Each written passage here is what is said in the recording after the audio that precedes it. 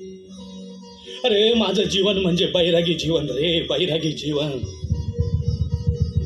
नाही आबासाहेब, तुमचे जीवन म्हणजे अमृतासारखे शुद्ध आणि पवित्र आहे. जोशी बुवा, अहो माझ्या जीवनाचा विचार तुम्ही करू नका. प्रथम तुम्ही बसा पाहू. बसायला वेळ नाही आबासाहेब. मात्र एक महत्वाचे तुम्हाला सांगायला आलो आहे. मग सांगा काय ते. हे बघा, कालच्या ग्रामसभेमध्ये तुम्ही जे दामोदर पंतांना शासन लावले ते काही लोकांना पटलेले नाही काय ऐकायला.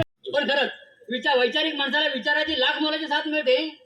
जोशी बुवा, अहो विचारांची शिदोरी जर हातात असेल तर पोलादी लोहा सुद्धा वितळवता येतो. पण अविचारिक बाजारात विचारांचा खेळ मांडला आहे या लोकांनी. खरे आहे. आता यापुढे गावचा विकास कसा होईल याकडे लक्ष देणे फार महत्वाचे आहे. शब्बात जोशी बुवा.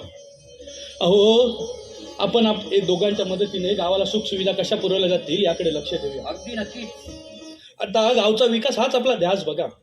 वा वा साहेब, आपल्या मनोकामना लवकरच पूर्ण हो व आपली तब्येत बरी नसताना देखील गावाच्या विकासासाठी प्रयत्न करता आणि स्वतः सगळं झोकून घेतले आहे.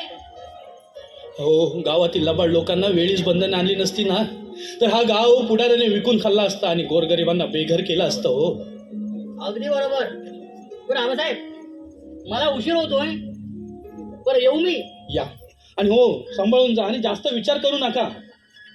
तुम्ही सोबत असताना विचार मुळीच नाही. बरं येतो मी. हा या, सांभाळून या.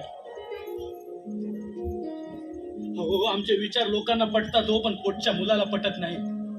हो, माझ्यावर अविश्वास दाखवतो.